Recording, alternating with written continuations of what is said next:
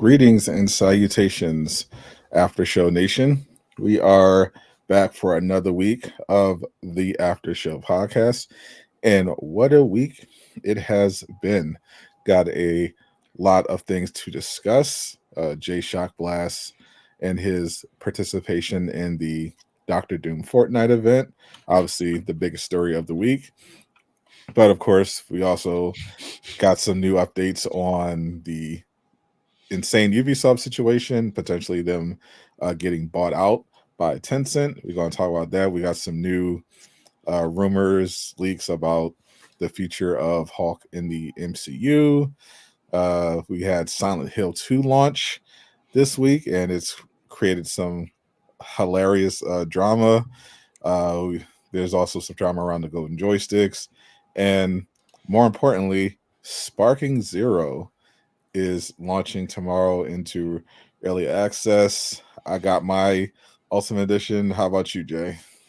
Probably gonna pass on this one. I just don't know enough. I don't understand enough. I'll let you guys enjoy it. We will enjoy it. Indeed, my stuff is downloading as we speak. There is actually some breaking gaming news. That is actually kind of a big deal. Hold on. I like that. I appreciate it. It's actually accurate.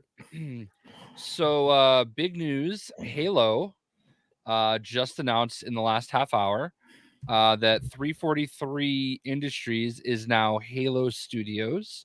And they announced they are working on their next Halo game, and it will be in Unreal 5. That's it. I think that's pretty big news. Doesn't seem pretty big.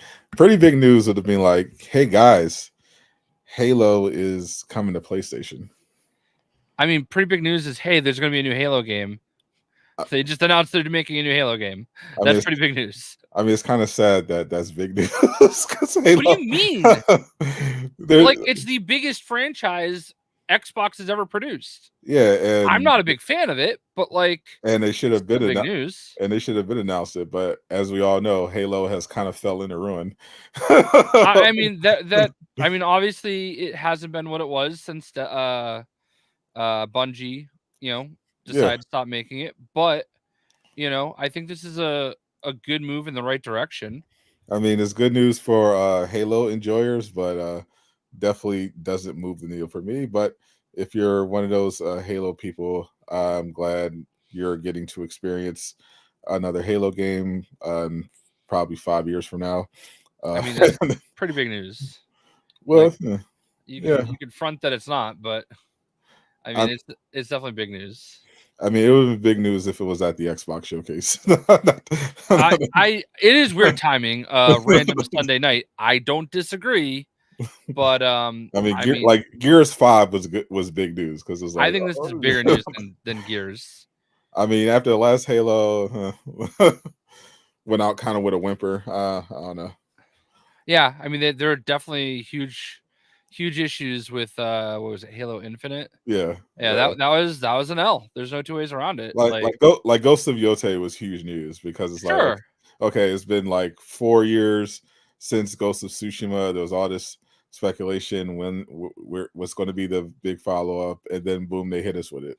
Halo is like, okay, it's a massive franchise. There's like 20 Halo games. Halo has fallen off in recent years. They didn't get as much as they wanted out of Halo Infinite. They just announced an update. I saw a third-person update for Halo Infinite. Yeah. And then they just announced, hey, by the way, we're making a new Halo. It's like, cool. You're supposed to. I think it's pretty big news.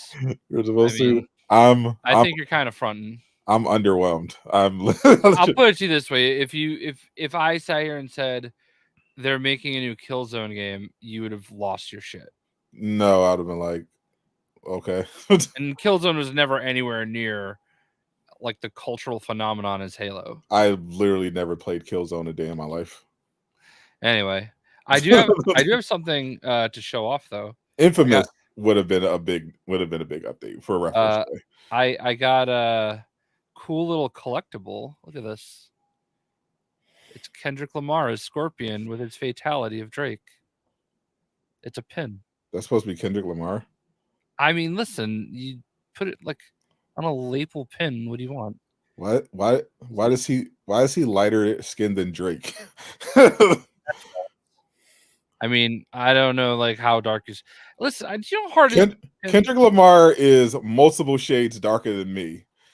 Why that's not I didn't make it. I just thought it was cool and I bought it and I wanted to share. And I also I got that speaking of Ghost of that's Excellent. definitely not Kendrick Lamar. That's Kenneth LaVarrington. That's not Kendrick Lamar. I mean, look at how light they made Drake though. I mean that they didn't make him. I mean they didn't make him light. They just turned the saturation off. That's how we. That's roughly how light he is. Yeah, but like I don't know. Like from what I understand, like trying to get the colors right, multiple colors on a pin is pretty tough. Sounds like Man, you're just on your haterade tonight. That's objectively bad. That looks nothing like Kendrick Lamar. That looks terrible. It was a $12 pin that I thought was cool, man. $12. That should have been 50 cents. That's I mean, it that's cost terrible. man. You're a grade A hater tonight. Looks I'm dog not shit. sharing anything. don't share anything, Meg, because you've not been on a roll. Halo 2's the Halo update is like, okay, cool. You know, kind of oversold it, but that's fine. A pen that doesn't look like Kendrick Lamar is not is not something to get excited about. I'm excited, man. I honestly looked forward to sharing that with you all day. You should know me better than that, because that that did not that brought me no joy or whatsoever. Well, The idea of it is fun. The execution was not that. I didn't make it. I just look. Can you find me a better one that looks like this? That is the Suicide Squad Kill the Justice League. See, A game we both put hundreds of hours in. Season 3 of pins. Man, this is like the worst day. I'm like battling through bubble guts, man. Now I'm oversharing. I mean, the bubble guts honestly is more interesting news than Halo and that horrible pin. I'm more concerned about that. Man. You know what is exciting? The chat. What's up, everyone? Thank you for being here once again. Make sure you smash that like button, share this with your friends. Helps out the podcast a lot. Congratulations on your elderly companion Eastwood on being first this week. What's up, King? What's up, Travis? Definitely ready for Sparking Zero. What's up, Gabe in the building? What's up, everyone? What's up, Mega? How's everyone feeling? What's up, Thomas? What's up, Art? Thank you all once again for kicking off. Let's see. Let's kick off with this, because this is just pretty entertaining to me. Silent Hill 2. We've been hearing about it for a while. I played a little Silent Hill when I was a youngin. Didn't really, wasn't really something that blew me away. I liked it more than Resident Evil, but I was never like a super big horror game fan. It was just kind of okay. But there was some controversy about the remake. The anti-woke crowd jumped on top of it for a little bit, and now that it's finally here, apparently everyone loves it. So because that doesn't fit the narrative of get woke, go broke, we actually have people that are trying to edit the Wikipedia page to change the reported review scores of the Silent Hill 2 remake to make it seem like it's got low critic scores. Which is probably the saddest thing I've seen so far in the culture war, at least in 2024. That you're coping so hard that people like the game, you have to try to just alter reality to fit your narrative. That's crazy. I just killed a spider. I don't think you should be admitting to murder on camera, Jay. I don't care. Yeah, it's dead. It like literally came floating down in front of my face. What am I supposed to do? Say hi and No. keep it moving. Nope, we don't do bugs here. I killed it with a Pokemon card. Well, I'll make sure to let Peter know. All right. I have them blocked on Twitter. I've never played Silent Hill. It is indeed third person. But I that checks out. Like honestly, fandoms right now in general are so awful at everything. Like I feel like we've turned like fandom has turned into if you don't follow my exact verbatim wants, fuck your game. Or just anything, not even just games. I had someone earlier today said that people, because I pointed out that because I was commenting on he was commenting on the Avatar news video I made, and he mentioned how because I mentioned in the video about how the Avatar Netflix version didn't go quite as well as the One Piece one, which universally praised by pretty much everyone that saw it. But according to him, you're a fake fan if you enjoyed the Netflix One Piece TV show. That because that's how that works. Now now fandoms apparently are getting strengthened because you see the report out of Disney that they're going to be doing these super fan panels where they're going to be basically running by ideas and marketing stuff to select super fans so that they can kind of avoid social media backlash. So kind of like instead of hiring a consultant group, they're basically just gathering fans and saying, "Hey, will this get us yelled at on Twitter?" I actually don't think that's as terrible an idea as everybody says or thinks. I do think I don't want to like give these people too much like power, but I mean, I don't think like sure you can get consultant groups, okay, but like then you get a consultant group called Sweet Baby Inc. and it ruins Yeah, everything. yeah. Like Like on paper, this seems like it could be a horrible idea, right, but it depends on how they do the it. execution. Like Right. how are they filtering out fans? Because obviously you like in theory, like it's not a bad idea. It's similar to how like games will launch into early access. Like that's perfectly fine to like have ongoing feedback, especially if you're a company like Disney who's constantly stepping on rakes by adapting IPs in ways that are kind of almost seem engineered to piss fans off the most. We famously had that verdict from certain Marvel producers to not read any of the source material that That's they're yeah. So in Disney's case, I think it's definitely something they need.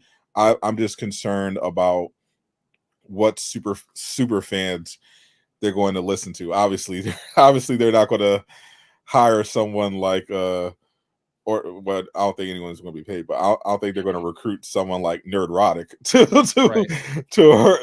any of those people to consult from. But at the same time, you don't want to be having people who are just going to just glaze anything they do because Right. that kind of defeats the purpose. So I'm curious how they're even going to filter that. But in theory, I think it's definitely something Disney needs, particularly for definitely for Star Wars. I've been hearing Marvel has been making a lot of big changes behind the scenes because they recognize their change in direction has not worked, and they're not trying to end up like Star Wars. So it could work out, but it could also just kind of, depending on how closely they're going to listen to it, just create just either stale content or just not make a difference at all, because how seriously are they even going to take this feedback? Like, who knows? Yeah. But it's everything. It's all fandoms. Nothing is off the table. Like just honestly, like two things that popped up for me. Like last night was one of the WWE pay-per-views, and I was watching the press conference after. And keep in mind, like they just had a fantastic pay-per-view. Right. All right. And the first question is from the guy asking about why there hasn't been a black champion recently. And I don't think that's necessarily unfair, but at the same time, like he's made it sound like Triple H is who he asked. Like he was, like there's been this narrative recently that he's being racist in picking who his champions are. But the funny thing is that you just had a guy, a Samoan that was champion for like 1,500 plus days. All right. Currently in NXT, the world champion is black. The North American champion is black. The women's champion is Mexican or Hispanic. Like you literally have the whatever they call the North American women's champion black. Right. The tag team champion's black. Like there's like honestly only 3 white guys are champions in all of WWE right now. And Yeah. some would argue Cody Rhodes. There's a meme about Cody Rhodes. Yeah. But Well, like yeah, it's weird. and that's a great example of why you need to be careful when you're listening to what parts of the fandoms you're even going to be taken seriously, because that part of the fandom is famously never satisfied. Like it doesn't matter, how is never when it comes to ideologues whose entire worldview is based around their personal politics. It's never enough, and there's really no point in pandering to that. So like you just outlined, there's like you said, there's like 3 white guys that have titles. Well, that's 3 white guys too many. That's their mentality. So that listening to those type of people is definitely not going to get you anywhere either. So I think the ideal is just to find like reasonable people who aren't racist, who don't hate women, who just want to be entertained. Well, like the funny thing is that like one of the guys that's a champion in NXT, which is kind of like their developmental, is literally Nigerian, like literally from Nigeria, you know? Yeah, it's just you can never win anymore though. It's just like even like football, right? Like I'm a Patriots fan. They're not doing good this year. That's fine, whatever. Yay. For once. But like my friends like all last year like complained about Bill Belichick and you got to fire Bill Belichick, and I'm like, you're mental, okay? This guy is literally won 6 championships here, and we've all been able to win like every year. And now that like the last 2 seasons have been mildly inconvenient for you, like he only won 8 games last year, only 4 games this year. Yeah. Like, okay, we got to get rid of him because like he's washed. Yeah, like it's just insane. Like it's everything. It's every fandom, literally everything across the board. It has to be like cookie cutter perfect to my specifications, and then when it is, they're going to complain about it being boring. I don't believe Brady carried Belichick at all. I think they needed each other. Yeah, I'm just glad that the Patriots are losing. I think that's that's the most important thing. I mean, they need to lose, I think it's racist that they're making the black quarterback play and get absolutely destroyed instead of letting the white kid play and get hit. Agreed. They should absolutely be prioritizing that. Yeah, Ubisoft is not doing well, and yeah, their issues are not a fandom problem. It's definitely a culture problem. Especially when they have executives speaking out on social media. They should just stop doing that.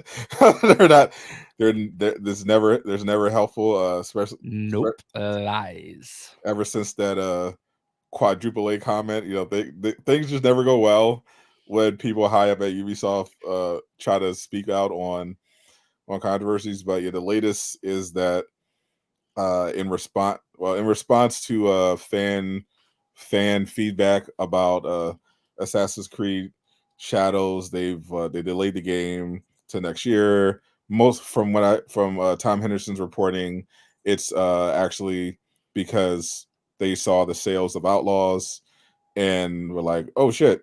So then they finally listened to the developers who reportedly had been telling them for months that Shadows needs to be delayed.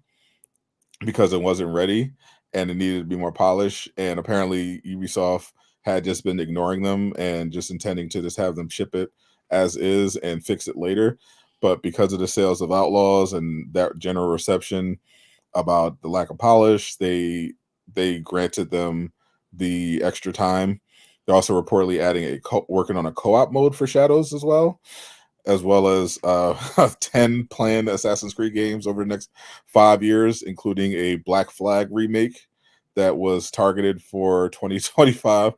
So Ubisoft is still trying to push forward, but their stock price recently shot up because there are reports that Tencent was considering buying them, which would be obviously massive, not just because a company as big as Ubisoft getting bought up, but Ubisoft has currently about 19,000 employees, and reportedly, if Tencent were to buy Ubisoft, they'd be looking to make around 40% reduction because everyone knows Ubisoft does have too many employees. It's unfortunate. It's too many. They have too many employees. They're way too bloated, and they're not producing enough quality games to justify that bloat. It's just a lot of bureaucracy over there. Someone complained compared it to Nintendo and Ubisoft. Nintendo only has 7,000 employees total compared to Ubisoft's 19,000, but Nintendo's market cap is like more than an order of magnitude higher than Ubisoft's. I don't So think there's. I honestly think that like you could make 10 Nintendo games like in the time it would take to make one game by Ubisoft, like just based on the complexity. Like I think literally, yeah, like let's not pretend that making a Nintendo game is like anywhere near the level of Outlaws even. Like but yeah, they look good on Nintendo, but like but here's the thing: they also have, if you combine Nintendo and Sony, Ubisoft still has more employees. yeah, no, I don't disagree with that. That's definitely wild. That's fucking outrageous. Yeah. like, why But why you have that many people? yeah, yeah, that's true, man. But they put out a ton of games though. So I Yeah, don't know. and I mean, uh, let's be honest. A lot of the games they put out are they put out some mobile games, but they're really, if you look at their big AAA output over the last few years. What did they have? They have Mirage. They had Prince of Persia, Lost Crown. They had which both did okay for them, but then they had their big X Defiant, their big Call of Duty killer, crashed and burned. You Yeah, you had Skull and Bones, which they spent 11 years working on, which is crazy. crashed and burned, like did went absolutely nowhere. Like they've had some really high profile, Outlaws they dropped this year, that underperformed, and that now they got Shadows dropping now next year after the delay. They're not they're definitely not putting out enough games relative to their size, and the games they're putting out aren't hitting like they need to hit to justify that much bloat. And I Yeah, and because there's this misconception from people who are like money men who don't really understand games, where if you just throw more bodies at it, you'll be able to produce more stuff, more quality stuff. And that's just not how game development works. If you look at the history of game development, the best games exclusively were made by smaller knit studios who have an established culture working together.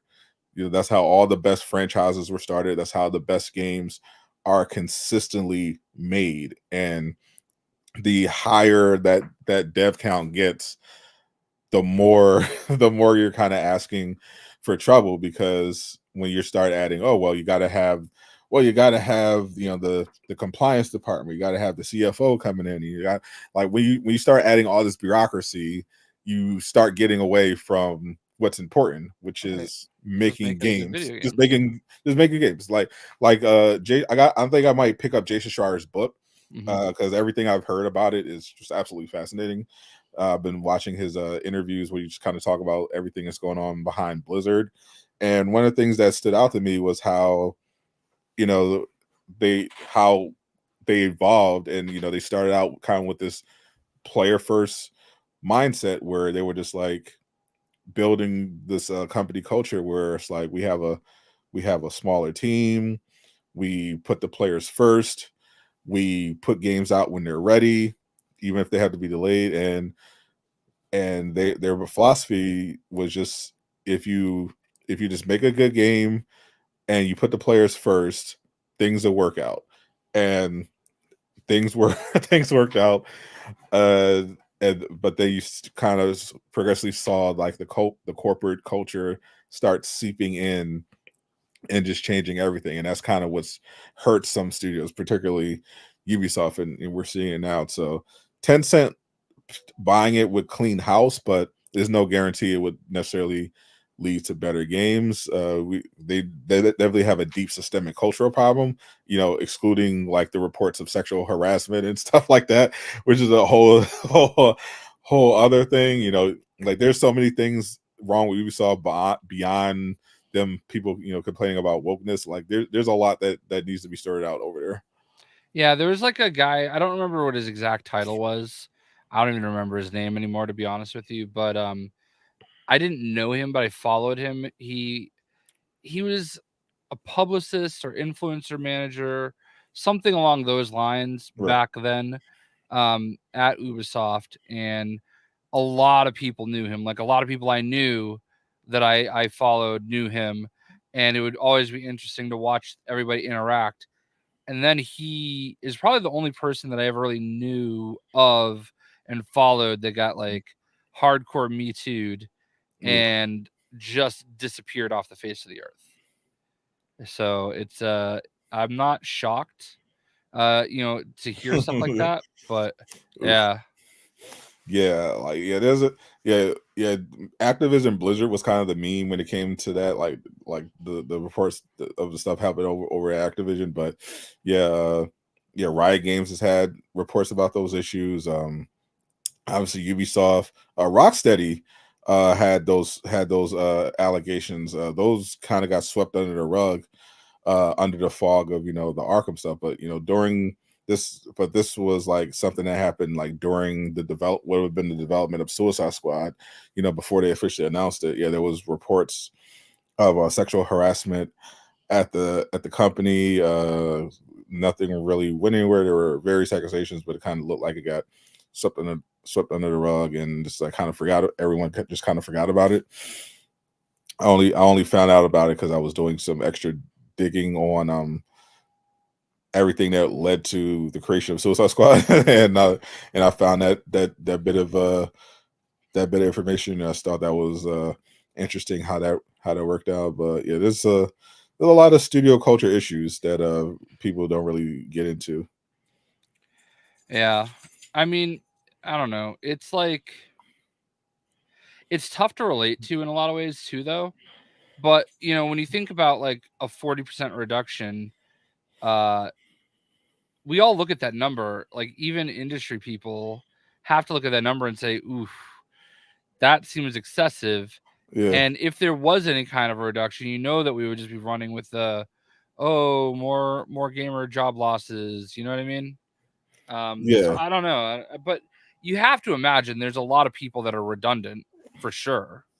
But I mean, even if they only like if they took 50%, let's say, you're still looking at what, around 9,000 people. Like that's crazy. That's Yeah, that's crazy. That's just like massive companies. yeah. I So don't understand. Like, I mean, are they kind of like parking attendants and I don't know. like I don't understand like how you have that many people.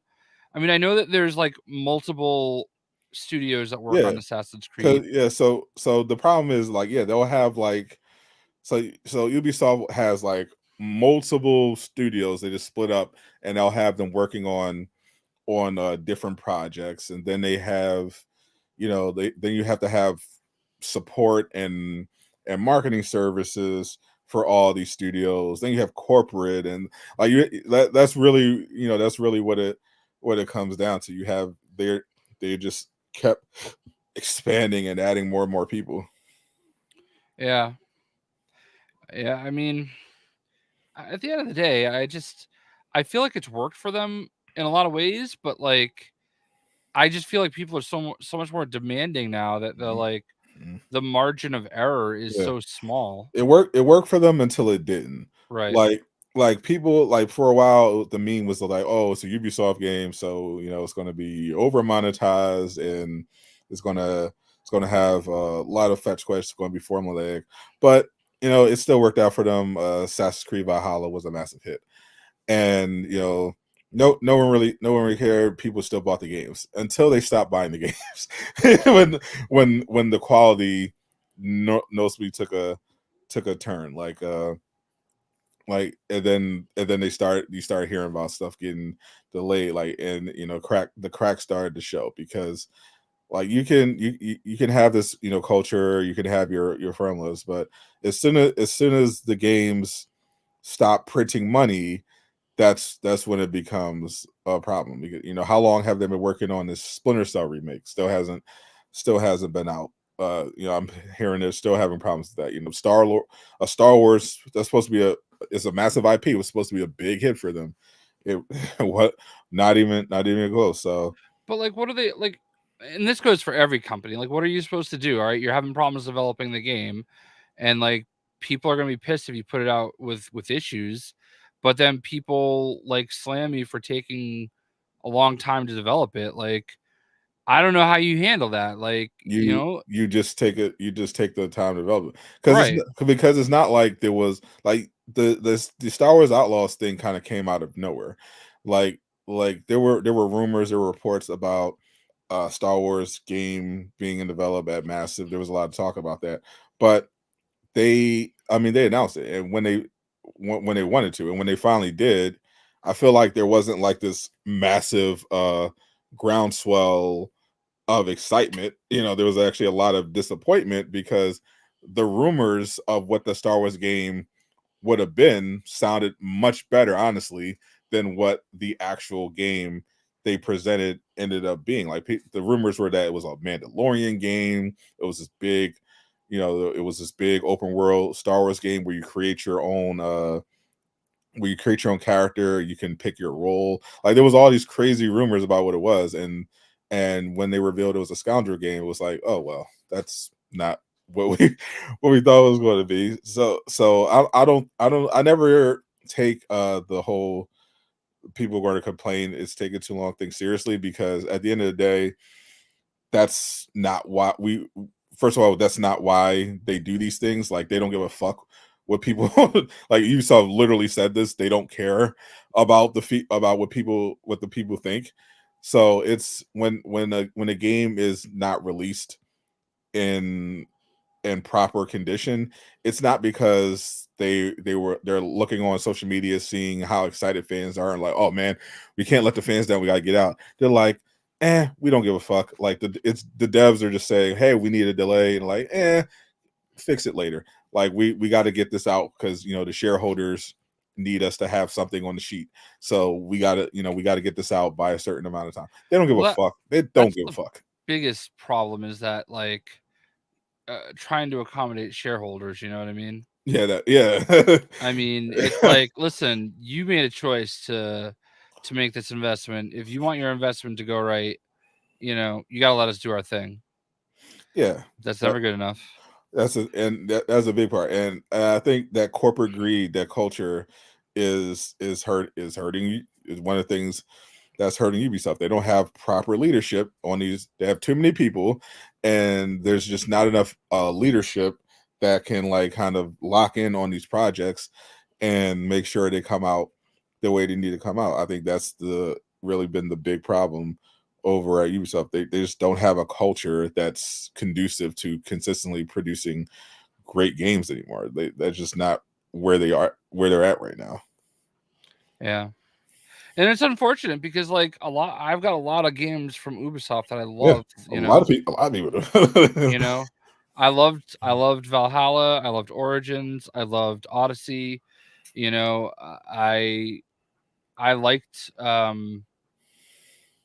the Baghdad one, Mirage. Mirage. I like that one a lot.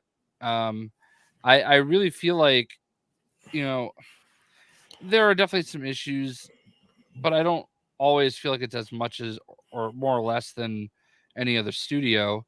Um, I feel like the Assassin's Creed games are generally really well made, but like it's just every little minor detail lately for every studio has just been so nitpicked, and I feel like with what happened with Outlaws and with the kind of dialogue surrounding Shadows, it's tough, you know. But I will say this: did you see what happened basically immediately when those 10-cent rumors started coming out? Yeah, the stock price shot up.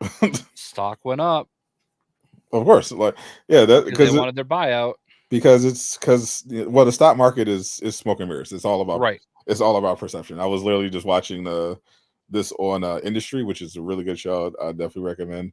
But yeah, the stock price it's fairly easy to manipulate the stock prices. Like all the underlying problems at Ubisoft are the same, but because you have 10 cent potentially sniffing around, all of a sudden investors are rubbing their hands together like Birdman because that makes a good story because it's like, okay, Ubisoft's price is at an all-time low, so a bunch of them snatched up some Ubisoft stock, because that's what they love to do when they see a company uh big with a lot decent amount of market cap that's having some issues that could be turned around.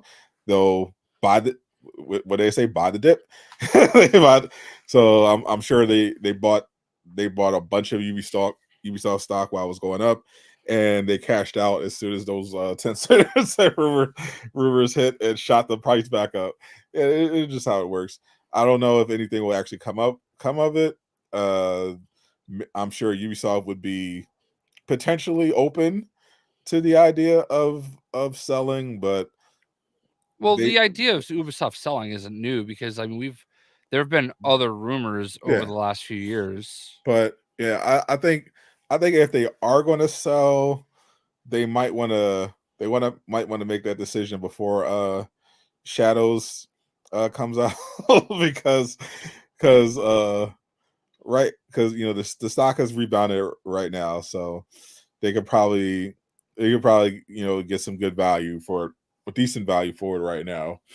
But if you bet on Shadows being a hit and it's not, your stock price is going to plummet, and the sale is going to not be as lucrative. But if you kind of buy now ahead of you get some good news trending and give them to buy now, maybe it works out for you.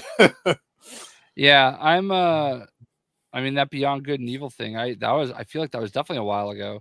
I Right. remember watching like an E3 and they announced the like remake is coming out or like a new one was coming out, and I remember like going and downloading the 360 version. Never played it, but yeah. Actually, I know I love to torture JayShockblast with this, but the KOTOR remake is real. It's changed hands several times. It's had some problems. It was first announced at the PlayStation Showcase. It was going to be a PlayStation exclusive, and then they turned the game into PlayStation, and PlayStation said, "What is this shit? We don't want this. We don't want this slop." And they were just kind of left hanging there. And then the Embracer Group kind of swooped in and was like, "Oh, we'll take that slop." And, and they was like, "We're going to have one of our studios rework it," and they passed it off to Saber.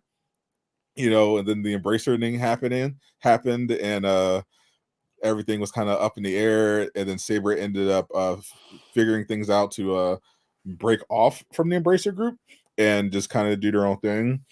And so far, it's worked out for Saber. They recently dropped Space Marine 2, massive hit, and they confirmed that they're taking on Knights Hero Republic remake. They're determined to make that work on their own. But they also recently just confirmed Avatar: The Last Airbender game. This was a pretty big story this week that got me way more excited than a new Halo game. According to they reported this exclusively in IGN. Only downside there, but Paramount, of course, who owns the IP, got together with Saber, and they're going to be making a game based on Avatar: The Last Airbender. It is reportedly an action RPG, so kind of like in the realm of a God of War or Black with Wukong, something in that genre. They said it's going to be, in terms of scale, the biggest the franchise has ever seen, and it does not feature the usual characters, the original cast. Aang, it's not going to have Korra. It's going to be taking place 1,000 years in the past, and you're going to be playing as a brand new, never before seen Avatar. So, pretty exciting stuff here. I am a big Last Airbender fan. I've been waiting for like a proper adaptation. I feel like there's not enough respect on that franchise. I thought the original series was a classic. Korra was okay. M. Night Shyamalan's movie was a travesty. The Netflix show was mid. I Most of the games are bad. I just want them to just get a big W, just a big W. And I feel like, with everything Saber's been doing lately, I feel like they have the best odds of really just absolutely crushing this game. It has tremendous potential. I'm so excited for it. I mean, but not my Avatar. Yeah, 1,000 years in the past. Why? Why aren't you using my characters? yeah. Surprisingly, most of the reception I've seen so far has been pretty positive. And I think, and that's because of the reasons I alluded to, of just how bad Avatar has been done dirty. Like, obviously, people would love to play as Aang. Mostly, there's some core fans out there, but at this point, Avatar fans will kind of will count their blessings here, because it's been rough. It's been real bad, man. I'm not gonna hold you. There was actually an Avatar game that came out last year, Quest for Balance, that's supposed to be really bad. It's not been a good time to be an Avatar fan. So, and those games let you play. They've had games that let you play as Aang. They had games that let you play as Korra.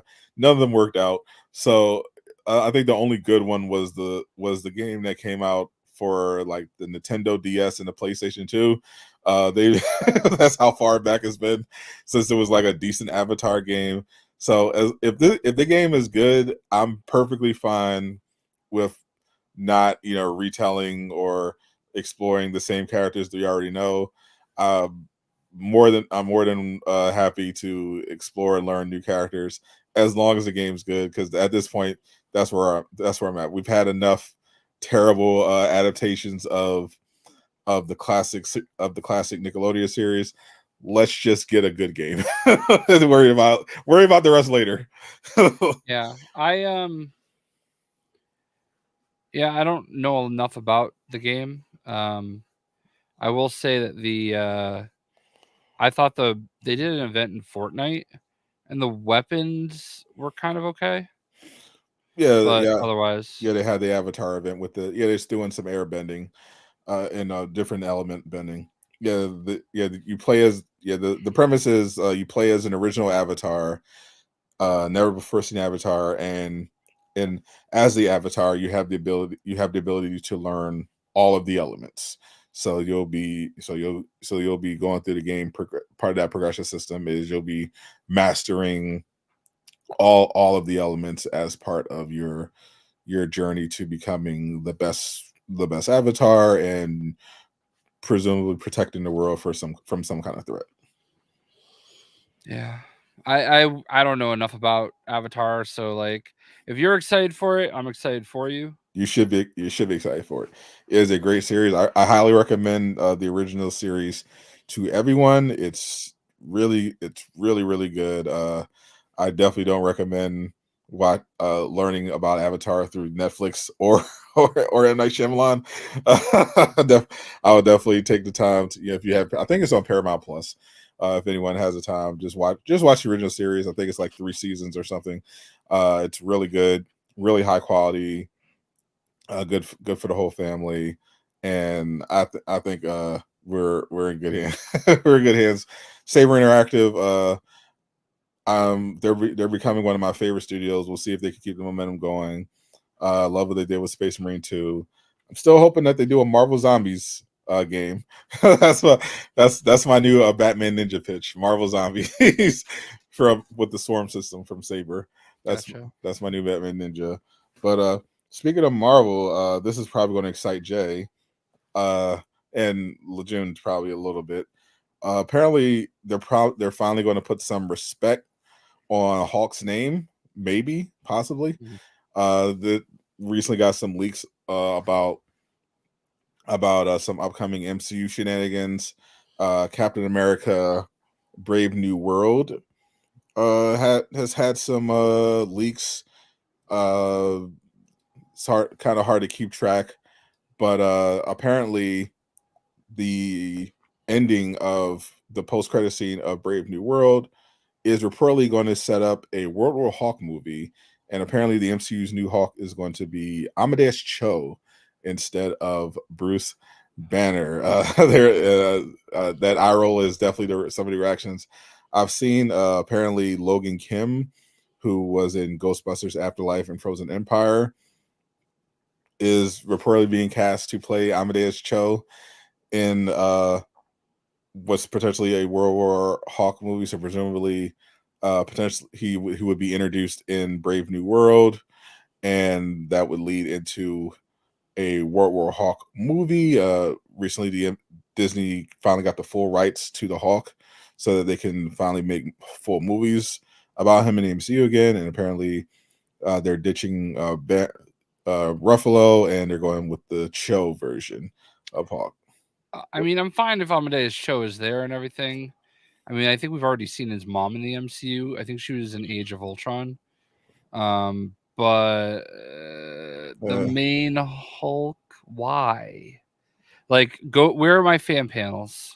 Like, somebody put a stop to this.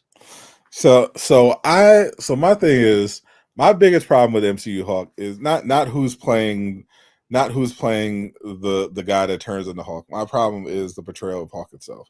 I thought they did a decent job. I thought the Ed Norton one was pretty solid. It was disappointing that they got rid of Norton, and I thought they did okay in Avengers 1 and Age of Ultron, but progressively I thought they just completely ruined the Hawk's character, Yeah, and I don't and disagree. and, and it just became a complete joke. Got at rock bottom was pretty much the She-Hulk episode where he walks in with his son, because presumably they just did the entire Planet Hawk thing off screen in the dumbest way possible. So I'm quite frankly happy to see Mark Ruffalo go. I don't give a fuck. Yeah, I just want if we get a proper World War Hawk movie, like true badass Hawk doing Hawk things the way he should be. I don't care if it's Amadeus Cho. I don't care. I don't care if I don't care if they get a black guy with the Killmonger haircut. I just want when he turns green, I want him to be smashing things and making everyone afraid. I don't care at this point. After how bad they've done Hawk this last decade in the MCU, I'm willing to go all in on Amadeus Show if the movie's good. Travis, there's no way you want Hulkling. I don't know if you. I think they're doing Hawkling and there's because there's supposed to be a Young Avengers movie in development. Yeah, They teased that at the end of the Marvels. They've got Kamala, basically she's the captain of the Young Avengers, and she's going around recruiting, and in the post credit scene she recruits Kate Bishop. I think they're going to go get America Chavez, and yeah, I think they're going to do. I think Hulkling might have already been introduced in the MCU, and I think they're going to potentially bring him in. well, his husband is in Agatha all along, so there's that. Oh yeah. Well, I mean, now Travis, now you're really exciting, Travis. Yeah, yeah. So Yeah. At this point, as much as I hate that fucking haircut, I'll take anything because I'm so tired. I'm so tired of doing Hulk dirty in the MCU. It's fun. Yeah. Yeah, Enough is like I enough. said, Travis, you don't want Hulkling. You specifically. Yeah, you specifically, Travis, are not gonna like that. Yeah, I'm hearing they're gonna do potentially a spinoff to get Wanda's other kid into the back into the MCU. Speed. Yeah, Speed. So there's some stuff happening. We're hearing that MCU is trying to right the ship. Trying to make sure everything is getting back on track. I'm hearing Agatha All Along, Ironheart, uh, Thunderbolts, Brave New World. Those are all projects that were like already in the can that they can't cancel, and they've been like and they're trying to go forward with it. That's why you've seen like tremendous. They couldn't really do anything with Ironheart, Agatha All Along, but Agatha All Along so far has turned out to be surprisingly decent, and at the very least, it's good they didn't spend any real money on it, and it doesn't even look that it doesn't really look cheap, which is definitely something they can learn. But they still got Daredevil Born Again. They've done a ton of reshoots for Brave New World, and Thunderbolts even hired a new writer for it. So MCU might be, I think MCU might be turning a corner. Actually, there actually came out that Agatha All Along has been the most successful MCU project on Disney Plus so far in terms of audience retention. Which Which is is crazy. surprising. I mean, I'm not like I think it's pretty good. I think it's exactly what I thought it would be. Yeah, I don't think it's like, oh my god, I can't believe we have this. I'm happy that it exists because I'm glad it didn't cost them a lot to make. I think I really like Catherine Hahn and what's her face. Aubrey Plaza. Yeah, Let, like let's they're let, let, great. let's be honest. I think that's a real reason for the audience retention. Sure. Catherine Hahn and Aubrey Plaza, especially Catherine Hahn and Aubrey Plaza, potentially making out. They're Uh, great in everything they do, you know what I mean? yeah, yeah. That's definitely why Aubrey Plaza is definitely why I watch the show and want to keep watching the show. I love. And she's phenomenal in it, like She's because incredible. she plays Aubrey Plaza in the show, Yeah. you know. So, yeah, I actually it's ironic that Joker 2 came out this week, given the fact that this Oof. week's Agatha episode was a musical kind of. The only acceptable Batman game is Batman Beyond, or a Batmobile game that's PlayStation VR exclusive. Because I want you to suffer. But yeah, the Joker Folie Le Deux is holy shit, what a bomb. Yeah, the numbers are in and they're not good. Apparently it needs about $450 million to break even. And it opened to not only terrible reviews from both the audience and the critics, but 100, I think like 112 million. So it actually performed worse than the Marvels, which is unbelievable. But it is what it is. It is what it is. I haven't heard anybody say I thought it was okay. I've Like literally I never. I have literally not. the only reactions I've seen is, "Oh my god, this is the worst movie I've ever seen." Yeah, I've not seen a single, like, everyone hates, like, the critics hate the critic. I mean, the critics hated the first one, but and that hate I thought was forced because it looked like they were really doing it for political reasons. But all the anti woke people who rallied around the first one, they hated. Every pretty much, the casual DC fans hate it. Everyone fucking hates this movie. Like, I have not heard anyone say, "Oh, this is okay. It was okay," or I think no. Everyone says it fucking sucks, with no exception. And after kind of like, I haven't heard all the spoilers, but from what I've heard, like, I've watched mostly non-spoiler reviews, but everything that I've heard makes me have zero interest in watching the movie. It sounds horrible. Uh, I think this feels like Todd Phillips kind of just sabotaged it. I think from what I've gathered, obviously the original movie didn't need a sequel. Wasn't planned to have a sequel. Yeah. But, but when you have a struggling studio like Warner Brothers, and you have a superhero movie in your desperate quest to compete with the MCU, make over $1 billion. Obviously, they told Todd, "Well, you got to make a sequel.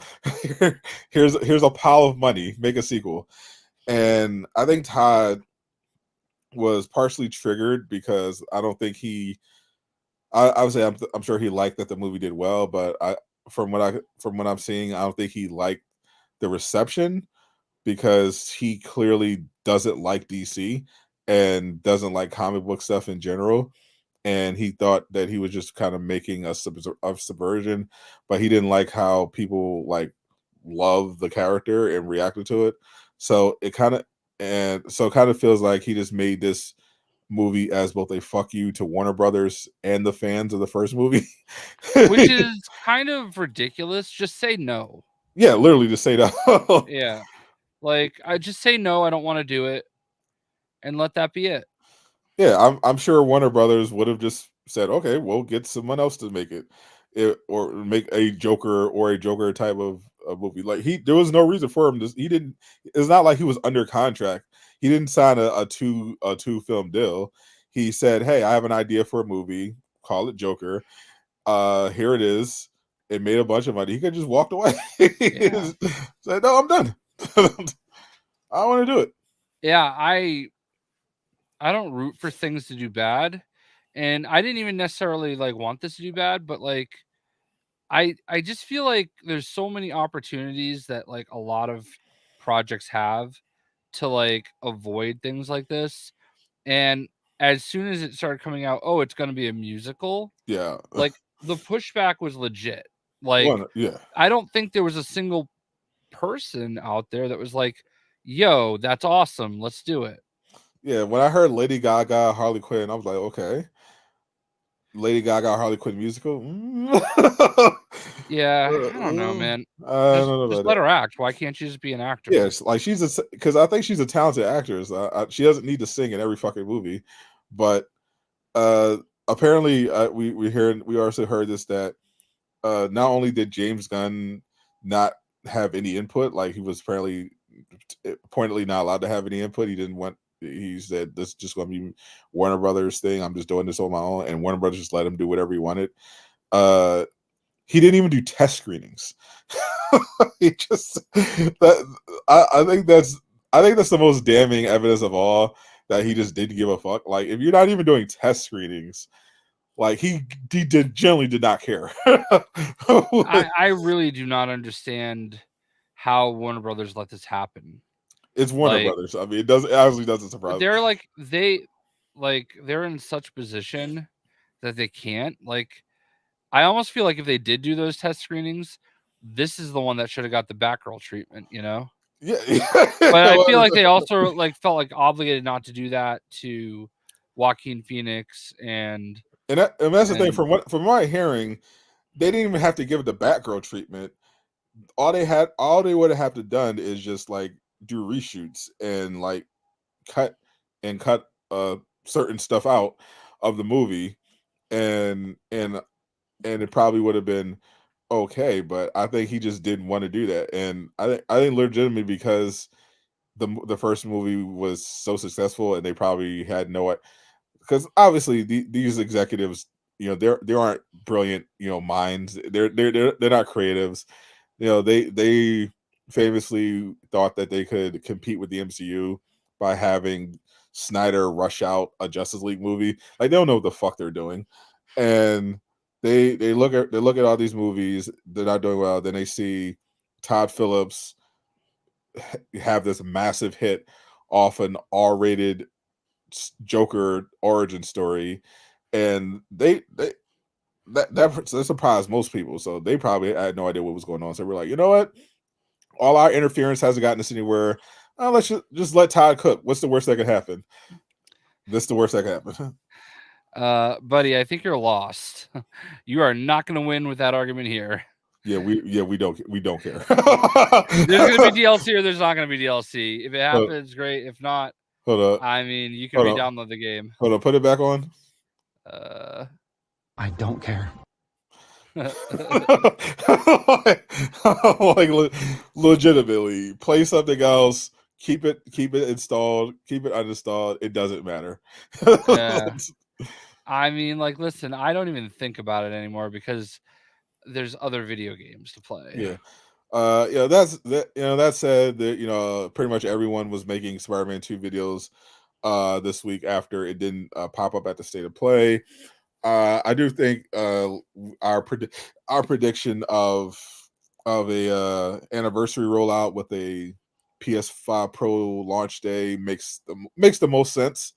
But if it doesn't happen, it doesn't happen. There's still the Game Awards, but yeah, the people who are just like, oh, I'm gonna uninstall, like, bro, you're doing too much. Like, I'm looking at it like, okay, we know the DLC was in development. We know Insomniac refuses to confirm or deny its existence for a reason, because they obviously would have there would be no point if they weren't doing it. They just say we're not doing it. Sorry. So obviously they have some kind of DLC plans. So I just look at the calendar. I'm like, okay, well, they could roll out for the anniversary. They could roll it out for the PS5 Pro launch. They could roll it out for the Game Wars, like the God of War Ragnarok DLC did. So either way, I'm just gonna sit back, enjoy the ride, enjoy the games I'm playing now. I got Sparking Zero to play tomorrow. I'm just going to keep playing games, and as soon as they announce it, I'll be right back to playing. Tomorrow's the day that I can get my PS5 Pro through Best Buy, right? Is it? I don't know. The 7th, right? Yep, tomorrow's the 7th. Yeah. I will be pre-ordering as soon as it goes live at Best Buy. Boom, there you go. And I think I will hopefully be playing Lego Harry Potter tomorrow. Ooh, like some Lego Harry Potter, a little warm up for Lego Horizon Adventures. Hopefully, yeah. I mean, I'm gonna get that either way. I posted a tweet like just being excited and basically trying to hype up that Harry Potter's coming next week and that Horizons is around the corner too. And like some of the responses I got to it were weird. Like somebody responded to it and was like, TT Games isn't making Lego Horizons. I'm like, yeah, no shit. Yeah. It's like, well, why'd you say that? I'm like, I know reading is hard. And it's like, what do you? I didn't say that. The two games were in the same tweet. Like, yeah, legitimately, there is a alarming number of people who spend all day on social media arguing that can't read. Like they have legitimate reading comprehension problems. Like they will literally look at something that you write, and they will come back with the exact opposite of what you said. I'll tell you what, though, I actually had a couple good days on Twitter. Surprising. It was like, wait, everybody's being nice. We're like all getting along. We're having fun. What the heck? Yeah, I saw Dell got himself into some Twitter drama because he weighed in on the Tekken 8 situation. Apparently, fans are on Steam are review bombing the game because they're selling an optional map for $5 as DLC, and as we know, $5 is just a lot of money. And fighting game people don't want to pay money for anything. Yeah, ever. And that's kind of the point Dell was making. Like he says, like, yeah, like you don't have to buy the DLC if you don't want it, but review bombing the efforts that they're making to keep the game sustainable is the reason why some of your favorite fighting game franchises simply don't exist anymore. Right. Because you have to understand the economics of the situation. Like they have to sustain it in some way. Like development costs are dramatically going up. Prices of games aren't matching that pace. Like, so they figure, okay, well, we don't want to sell the game for a base price of $100, so here's some optional DLC. But then people bitch about the DLC, and then it's just like, okay, well, the either the game sells 20 million copies in the first year, which it doesn't. They sold 2 million the first month, or you buy the DLC or not, and then the game just you just don't get another game. And Right. that was really the only point he was making. Like, you can complain about some other stuff, like the communication or fixing other stuff. But at the end of the day, the problem is that there's fundamentally a mentality in these communities in particular where they want their fighting game to have a never ending stream of content, but they don't want to pay for any of it.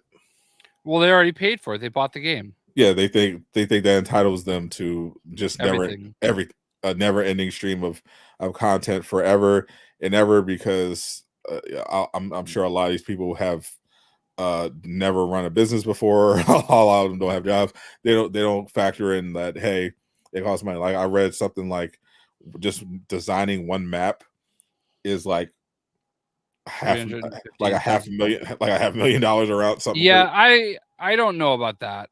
I think that is a little dramatic because he's like, oh, it's $60,000 a year to hire all these people. I'm like, all right, but they're already on staff, so like, it doesn't take a year's salary to make that one map. There's no way, you know. But the point still remains, it's not cheap, you know. Like, No, even if you cut that into a percentage of what like it takes to pay these people, like all these different positions and whatever, like not to mention insurance, taxes, bonus, potential benefits. Then you have to factor in the monthly costs of the game, because you have to maintain the servers, make sure the netcode is operational, make sure you're having ongoing maintenance. These type of games are expensive to maintain. yeah, exactly. And that's absolutely 100% what I latch on to. But it's like, it's so weird, you know what I mean? Like, I just don't understand the idea. We spent the first hour talking about how High Ruler is ruining the gaming industry And his feet, and his the feet. the grippers. We spent about like a half hour on his feet. Yeah. But like, I don't know, man. It's just kind of wild that like, I just experienced it with Mortal Kombat. Like, there are some people that I follow that are Actually, you know, yeah, so a little bit of that. really really good at the game and everything, and they're like so mad about the new expansion. Like, what do you mean I have to pay $50 for the expansion? I already bought the game. There's stuff in the game that doesn't even work since launch. I'm like, what? Like, one little thing, one minor feature that they haven't put out yet. Okay, but like, they're on season like 5 or 6 right now, where each season they put out like all these new things you could do, and some people don't love it, but like, still, like, the invasion mode, they're still putting out new content for Yeah, free with all these little different skins and gear pieces that, sure, some of them they're mostly recolors, but like, it's still a lot of free content that they're putting out there, on top of the fact that like, you're getting 6 new characters out of this and a new story. Now, I understand there are people that didn't like the story, and they didn't like the fact that, Cyrax and Sector were female now, but like, these same people love, woke. yeah, but like, the whole purpose of the Mortal Kombat 1 story is multiverse. And these same people are like, where's Cassie Cage and Jackie Briggs, who are the daughters of Johnny Cage and Jax, you know? So like, they love that, but like, Cyrax and Sector are the daughters of the original Cyrax and Sector. So like, what's the big deal? Like, I don't, Woke, yeah. woke, it's woke. And Sector is the girl that's playing Erika Ishii. Oh, well, they hate her. Yeah. Yeah, now, yeah, because she's she's playing Atsu in Ghost of Yote. Yeah. So yeah, anytime she's involved, you're definitely going to get those people throwing a tantrum. I mean, I thought the Chaos Reign story was okay. I didn't love the ending, like for Noob, because they're kind of like establishing how Bihan became Noob Saibot, and it was weird the way they kind of ended it. But it also feels like they're setting it up for another expansion. But like the thing that people don't understand is that like it's easier to expand on an existing game than it is to start fresh and make a whole new game from scratch. Yeah, So yeah, they're gonna do big expansions where you're getting so for $50 you're getting 6 new characters. Okay, that is less than $10 a character. Like a regular like the Shack skin in Fortnite is like $15. Okay, but just Jay, for one Shack skin. you're forgetting one important thing. Oh, Fortnite's free to play. They already bought the game. Oh yeah, yeah. Yeah, it's just I don't know, man. Thomas, I don't think we're getting New York Comic Con DLC. Well, bro, I don't think they're gonna do it at New York Comic Con. It's not a big enough setting. They would do it on a PlayStation Live or they would do it at the already Game Awards. already checked the Durag Comic Con schedule. Yeah. There are no there are no video games, no major video game reveals there. I check Marvel's schedule. All the Marvel's panels are like comic book stuff. I think there's some MCU stuff. I think there might be some like Daredevil Born Again, but yeah, there's nothing about no Sony, none of that. Yeah, So I just bought my I bought a pass on eBay. So I'm gonna go Friday. yeah. It's gonna be a long day.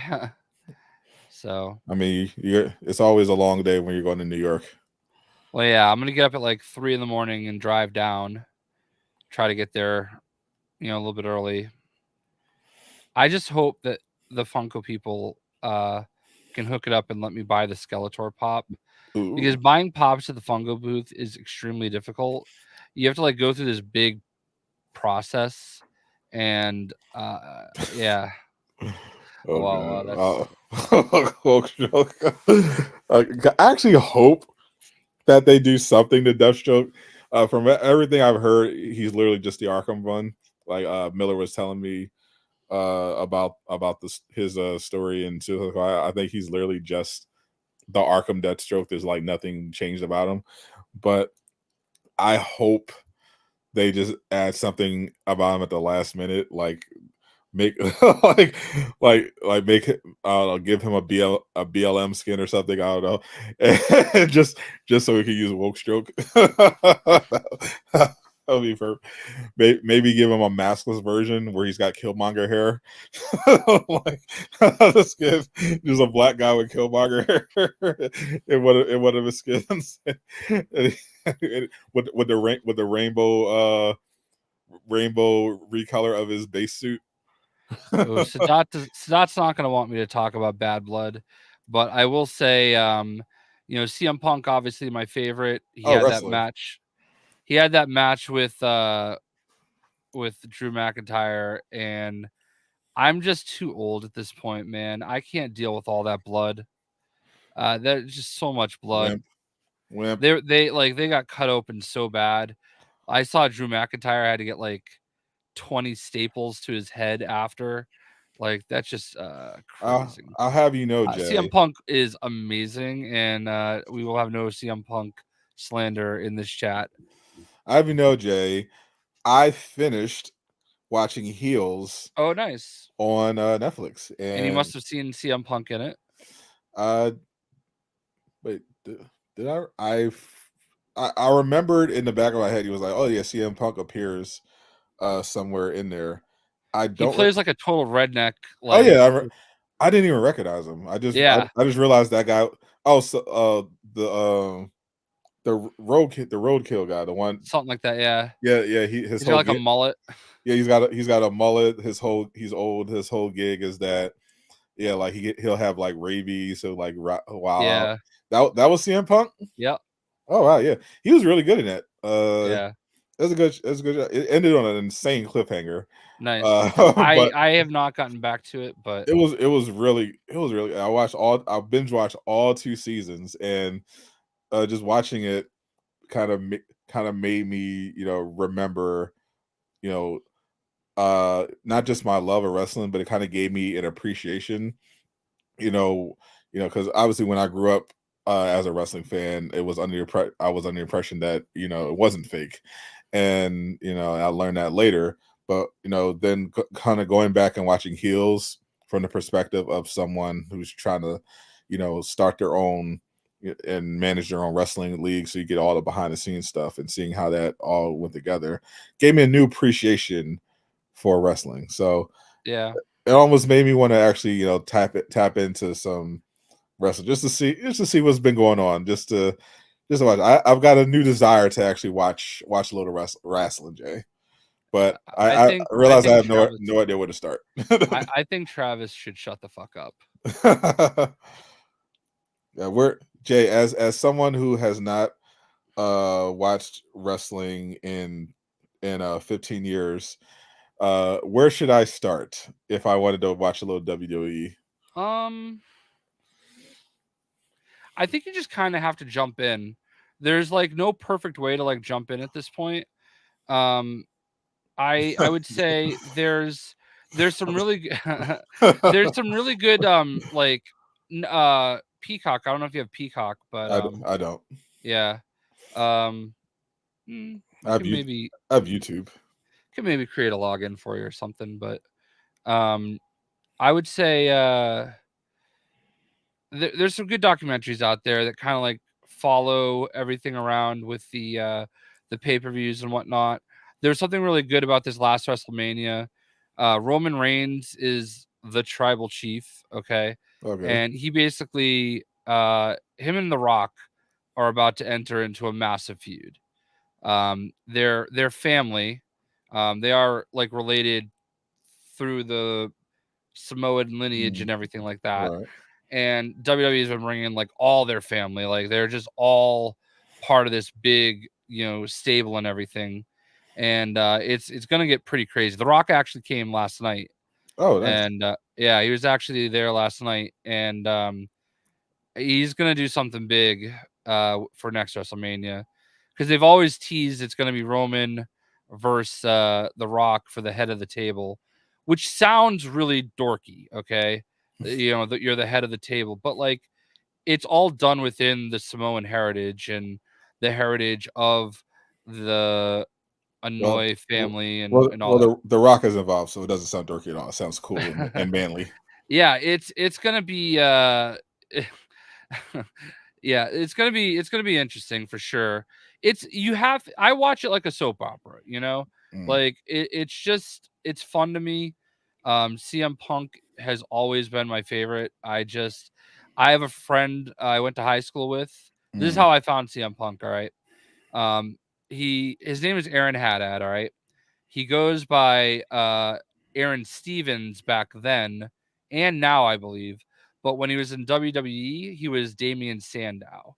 mm, And he was in OVW back in the day. Like it was probably like 3 or 4 years after we got out of college. Because we went to the same college too. right. And he was in OVW, and I heard, oh, he's doing well there. So you used to be able to like buy like DVDs from OVW.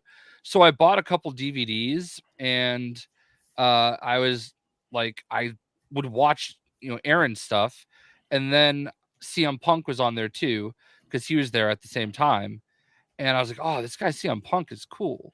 So like I would just follow him more and more, and I've just been a fan ever since. So yeah, um, Aaron, Aaron's hilarious, man. Things did not go his way, but yeah. Yeah, yeah. I come from definitely not the '80s. That was before my time, but my when I was really into wrestling, to me it was all about I was right in the WCW, ECW, WWF Trinity era. So you had all the all these organizations were like thriving. ECW was going crazy with Rob Van Dam and Taz and Sabu, and had WCW with the NWO, Sting, and everything like that, and WWF was going crazy with like Stone Cold, The Rock, and the WCW had Goldberg. So I was all in that era. I love loved all those guys. I watched through the when everything merged into the WWF and became the WWE, and then I just kind of phased out of it. But I'm curious enough, thanks to Stephen Amell's amazing performance in Heels, to tap back in and see what's going on. Especially with the Rock being involved, because he's my favorite. Yeah, everything has been really great. I'm trying to find. I have a couple. I have like 2 pictures that you could. Because obviously we didn't have like cell phones and everything back in the day. All No, right, no, we did not. here's my two pictures with Aaron. All right, present.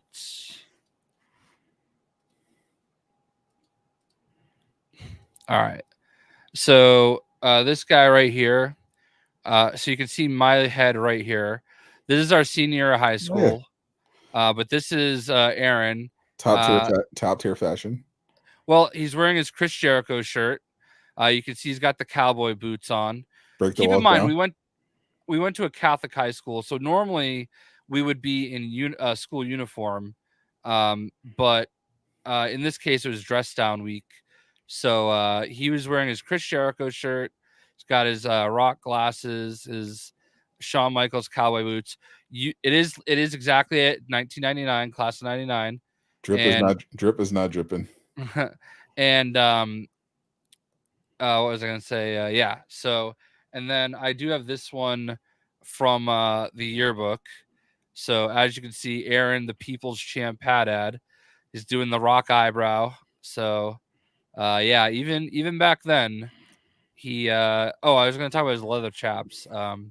He even back then he wanted to be in wrestling. We knew it. Yeah, He used to wear leather chaps to school.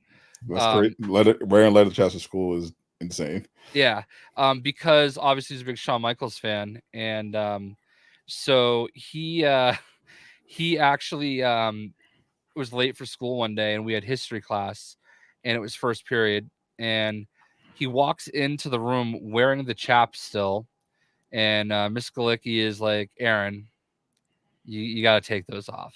He goes, sorry, ma'am, can't do it. No, really, you got to take them off. I'm not doing it. She goes, all right, do I really have to send you to the principal over this? He goes, whatever you have to do. stand Like, on business. I respect it. so she like rolls her eyes. She's like, all right, I'll let him know you're coming. Bro gets up, hits the Ric Flair strut to the door, and turns around and goes, woo! And I will never forget that as long as I live.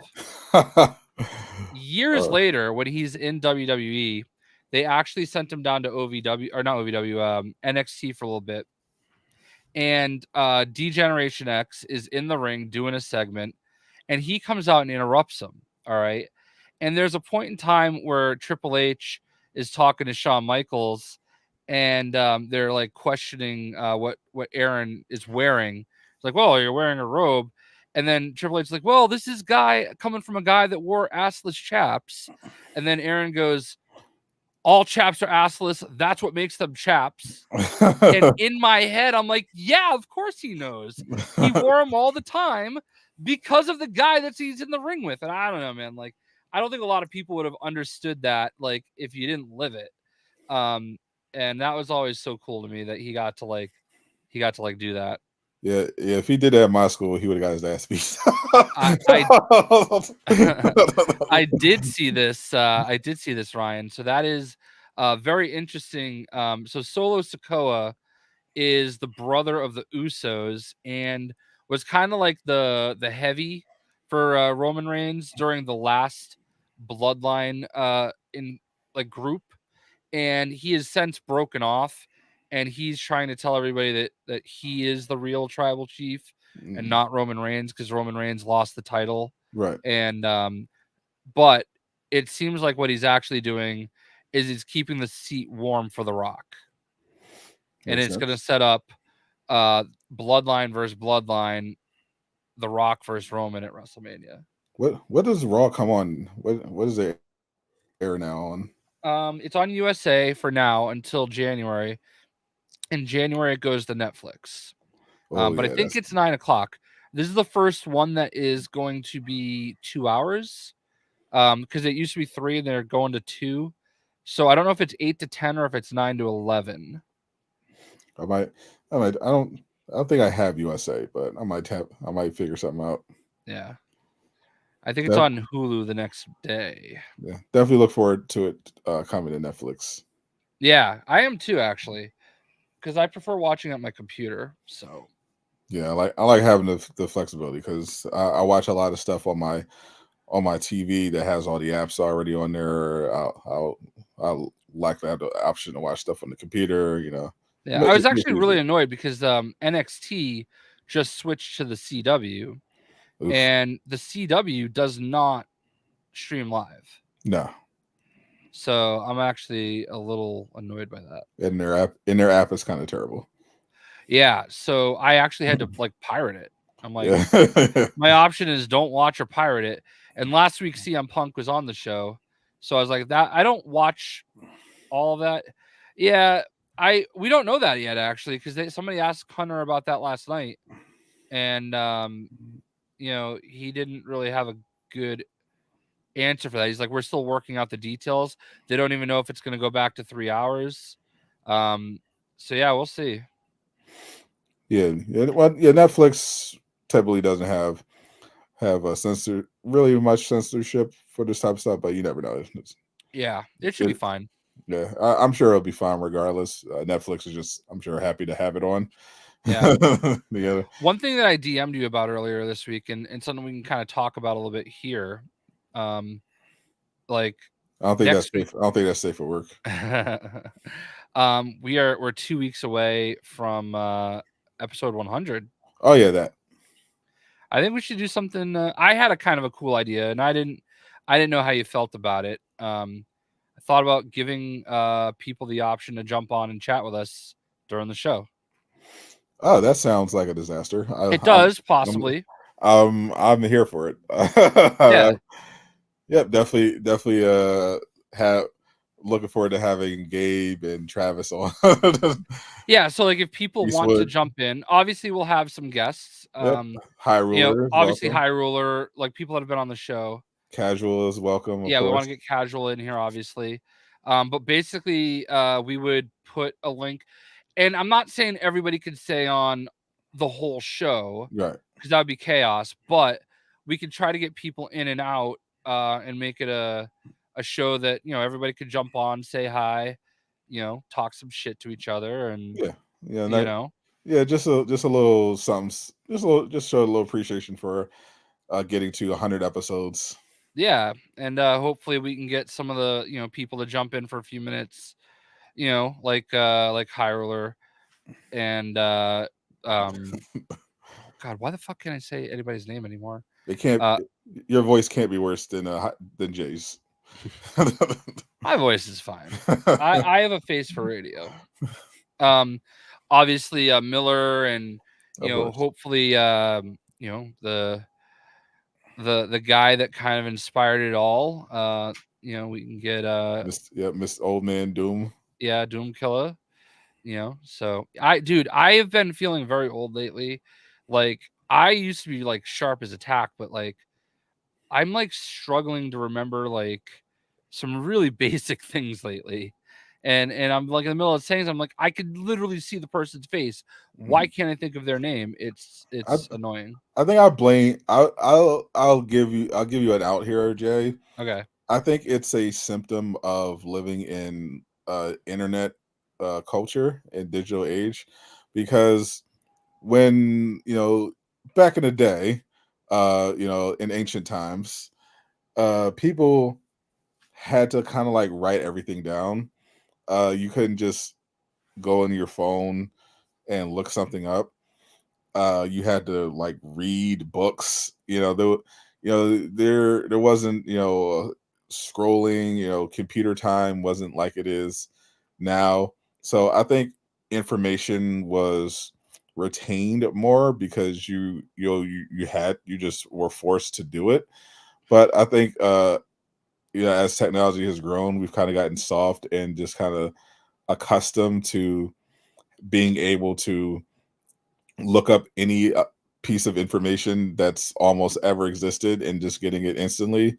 And I think some of us haven't fully caught up to it, where it's like, especially if you're from a time where you're used to having to look up stuff on your own and memorize stuff, and you're now in a position where you haven't really been flexing that muscle, then I feel like you're going to have more times when you're not retaining stuff because you've grown accustomed to just instantly grabbing some info and just absorbing it, like just in and out. Like you're not even retaining it, you're just getting the info and just moving on. I accept you're out. Yeah, so yeah, it's not because you're old. It's because more breaking news.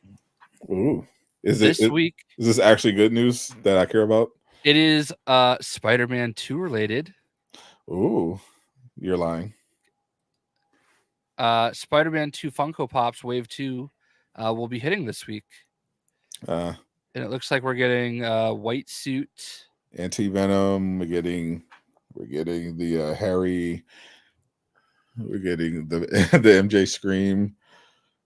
I don't remember what this one is. Wing Venom. That's it's like the Miles Morales from the was that the museum mission? Yeah. This could be like one of those big ones. They already have done the Venom with the wings, like the Donny Cates version. Yeah. This one would be cool though, like phasing in and out of the symbiote. Yeah, those look pretty sick. Yeah, those are. Well, I mean, they're gonna be Funko Pops, so they won't look anywhere this cool. But it does. I think they should be Hot Toys. Oh, don't do that to me. Yeah, I don't care about Funkos. Those definitely should be Hot Toys. Well, they are. Have you seen the Venom hot toy for Spider-Man 2? It looks great. Yeah, it's so good. I don't have a Venom hot toy, and I've been cutting back, but I am going to get that one. Yeah. I do not need any more Spider-Man hot toys, though. I don't have any. I'm waiting for the right moment. Yeah, but it's life-changing. I literally, it's so life-changing that I got this like a month ago, and I still haven't even opened it. It's Kang. Of course. It's just been like sitting here, and I just haven't had it in me to do the unboxing video. If they do a Spider-Man 2 DLC, I might order a hot toy. Nice. I will say one of my favorite ones that I have is the advanced suit. Yeah, the one, because the one hot toy I was tempted to buy was the Spider-Man 2 symbiote Peter with the arms. Yeah, I was definitely tempted to buy that one. I have the Miles and the 2020 Miles, and I have the advanced suit. I have the Homecoming suit with the jacket. I have 2099. I have a problem. Scarlet Spider, Iron Spider. Yeah, I have like 8 Spider-Mans. It's crazy. Spider-Mans. I mean, they're investments, Jay. I do have to say that like Evie. All right, I said this to my wife, and she thinks it's perfect, and she laughs. Evie moves like a child, like a kid in an 80s horror film, complete with all the bad decisions. Like she's just constantly panicked, and like she's run into my glass case a bunch of times, and she's like knocked over a few of them, and I haven't had the patience to like fix them. Like Kate Bishop is currently right now just laying on the ground in the case. Oh, yeah. But she's like always panicked. Like she's always like moves like someone's chasing her, you know? And I feel bad. Like she's come a long way. She's great. She's doing great. There's been last 2 weeks have been a little bit of a setback though. Like she like refuses to go upstairs. Like it takes, if both of us are home, like we both have to go upstairs with her, or else she will just run right back downstairs and like sit on the couch or the bed and just wait. And like it's getting annoying at like 3 in the morning when like I'm trying, like, because my wife's a teacher and she Right. has to get up at like 6. So like I try, if they have to go out at night, I try not to like interrupt her, but like she just refuses to go, and it's Well, upstairs is scary sometimes. well, she finally doesn't hate my brother, so Really? that's, yeah, like she still sometimes hates him, but like Just she's like doing better.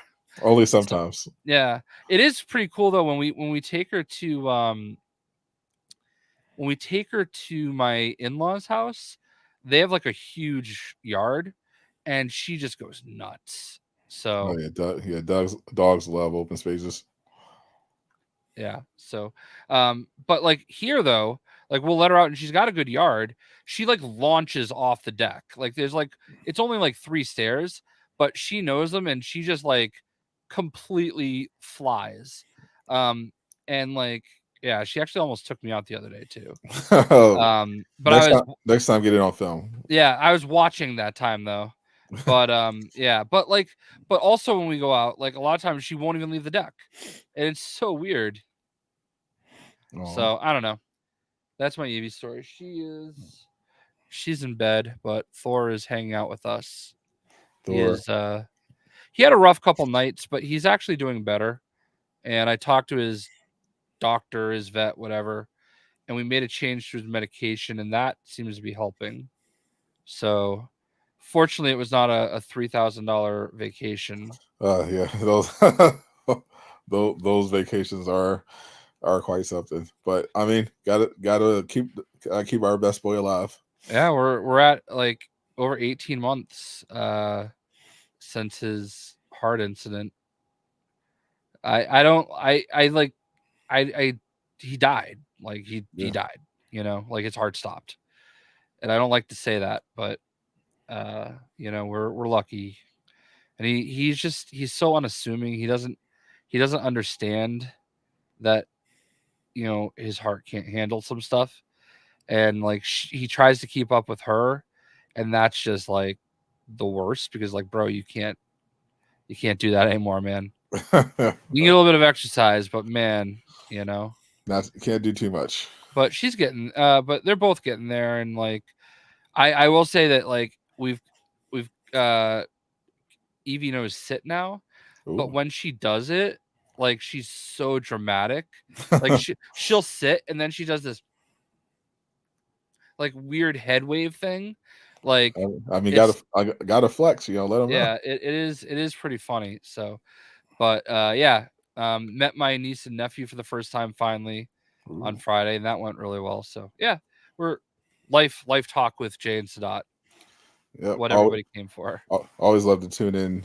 Well, we mostly want to hear about your dogs, but Yeah. occasionally we'll like to get a little insight into what's going on in Uncle Jay's life. Yeah. Next 2 weeks I'm going to New York City for Friday. So can't talk about this Friday, but Ooh. next Friday I'm going to New York Comic Con. So that'll be cool. Ooh, special secret, top secret. Yeah. Yeah. Yeah, I don't have anything super. Do I do it? No, I don't have anything super top secret right now. Though I've been getting a lot of scam emails. Someone kept sending me emails pretending to be a PR manager from Sony, Yeah. and I'm like, bro, I have like actual emails from the people at Sony. I know that's not their email, or how they frame their pitches. Like it's like this. Yeah. I didn't even want to say that much. Surprisingly, I've held up so far. Yeah, we're hour 40 in, and so far Jay has not shit himself. Yeah. Yeah. It's, yeah, we're gonna leave it at that. But yeah, I'm very excited. Cause like honestly, it's funny because like 2 years ago today, 3 years ago today, and 7 years ago today, I was in New York City for Comic-Con. I didn't go last year, and I wasn't going to go this year because I got turned down for media passes. And racism. I know, they just don't like the podcast, I guess. I don't know.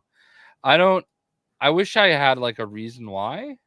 Last year they told me it actually like might have been racism. Last year, like the email I got was like it was like, oh, we're trying to like make sure that everybody's represented. And I'm like, oh man, did I get turned down because I'm just a white guy? Straight. I'm like, all right, well, whatever. Check your privilege, Jay. They don't know me anything, so it's your time to listen. Whatever. Listen, I don't look. I wish that I like going to New York Comic Con, but like we have Rhode Island Comic Con too, and it's not as big, but like they get every bit as many stars or as diverse. I'm guessing. I'm sorry. Or as diverse, I'm guessing. I'm sure it is. I mean, there's like a lot of people there from every background. There's lots of. Remember last year, I sent like this big picture of like the huge avatar. Like I don't know, it looked like this massive like wildebeest thing that apparently flies. It's like a taxi or something. Are you talking about Avatar: Last Airbender, or Avatar James Cameron? Yeah, last Airbender. Are you talking about Appa? Yeah, like everyone was like, yep, something like that. Yeah, it's Appa, Jay. Okay. Well, there's this big cosplay that they've got that there, so there you go. That is a W. Yeah, I think we did talk about my reaction to Ghost of Beauté, but the reaction video was quite something. I was very excited when I saw I think I figured it out within like 3 seconds of that trailer starting that it was Ghost of Tsushima related, and I was losing my shit. I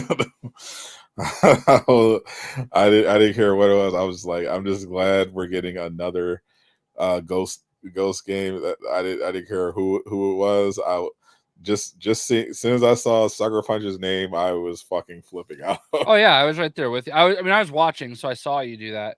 But like, I mean, obviously we got Jin Sakai back there. Yeah. We got Jin Sakai right here. Looking forward to reading, doing some side missions, learning some mystic skills from Jin Sakai's Ghost or whatever. I actually, Travis, have been thinking about replaying it too, just to myself, because I never ended up getting the platinum trophy on the PS5 version, because I was kind of hoping that it would I would just load in and all the trophies would pop, and they did not. And then I bought the DLC but never played it because I tried to jump back in where I was and I just forgot how to play. And I was at the last my game save, because apparently when you beat the game, it doesn't leave you after. Yeah. So I had to go through that whole thing again, and I was like, God damn, I don't remember, Yeah, but I do want to get the PS5 platinum, so I might just start over. You might.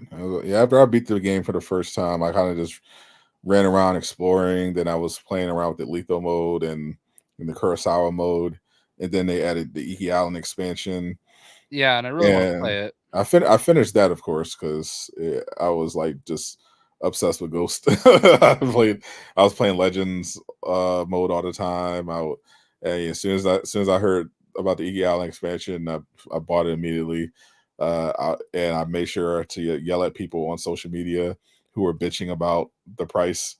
It wasn't even that much, was it? It was like $30 for a legit expand, like an entire island expansion and a PS5 upgrade. Yeah. And this was after you already got Legends mode, which was free, basically its own game. Yeah, like an actual really good standalone looter live service hero shooter looter type of game for free, 100%. All cosmetics still earnable. Yeah, to see people bitching about oh, the expansions are free. Shut the fuck up. Like that's definitely why I kind of err on the side. I usually take the side of yeah, it's not the DLC isn't the problem. It's you fucking assholes who never want to pay for anything because you think you're entitled to getting everything for free. Like, don't get me wrong. I don't have a problem with like I understand wanting things to be free. I like getting things free too. I don't want to spend for stuff. Yeah, But like if you want something, like it costs money to make it. You got to be willing to pay something. yeah. I think it's especially egregious when a studio like gives you so much content. Like you got this amazing open world game, and then they say, "Oh, here's an entirely free separate game that you could play forever with your friends," and then the one time they ask you for a buddy is like, "Hey, because here's like a giant expansion that costs Yeah. millions of dollars to make." And you have some people bitch like, shut the fuck up. Like, Yeah. Yeah. That brings me back to Mortal Kombat. It's like, all right, dude, you're getting 6 new characters for less than $10 each. Come on. Like a new character is worth $10. I mean, I bet they spend more money in both Fortnite and Call of Duty. Like, I don't want to you know, I always think about like a lot of these people and how they've got like backgrounds that have like stacks of different shoes that they're never gonna wear. And hit. it's like, okay, bro, spend some money on your video games, Please, not your yeah, next secret drop. yeah, seriously, like, like, okay, like I understand people that just don't have money who are just mad. Like, that's fine. Like, be mad, but the people who can afford it, who just want to bitch, like, shut up. Or like people that like Grubhub every night or something, Yeah, or Uber Eats. It's like, go buy some sandwich meat.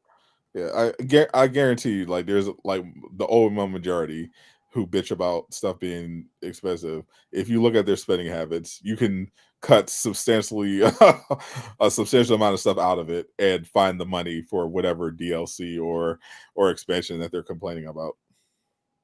Yeah, and I'm not trying to call you out, High Ruler, but you also like spend plenty of money on video games and don't complain about it. Yeah, Like it's fine if that's what you do, but like if that's like all you do, if all you do is eat out and like and do all that stuff and you're complaining that video games cost money, it's like I don't take you seriously exactly. because I can go buy a 5-pound package of chicken breasts and that's going to feed us for like 3 days, you know? Exactly. High Ruler will, he'll order $50 of DoorDash, but he'll also drop, $30 in the cosmetic shop on Suicide Squad. So he's consistent. Yeah. Yeah, so like it I just feel like there's a lot of people that feel like they're just entitled to so much. And Travis, the problem with the problem with Chaos Reigns predates it actually launching. Like most of the people I'm talking about are purely complaining about the fact that number one, it exists, and number two, they have to pay that much money for it. When the reality is, like, what I understand not liking the story. There are some gross people that were like, "Oh, Dominic should be fired. This story is so Yeah, bad." And yeah, I'm like, yeah. I "Shut saw that up." one. Yes, I, someone actually started they actually started a petition. yeah, it is gross. This is Like weird. I've met Dominic a few times. I'm not gonna say I don't know that he knows who I am in this world, but like I've met him a few times.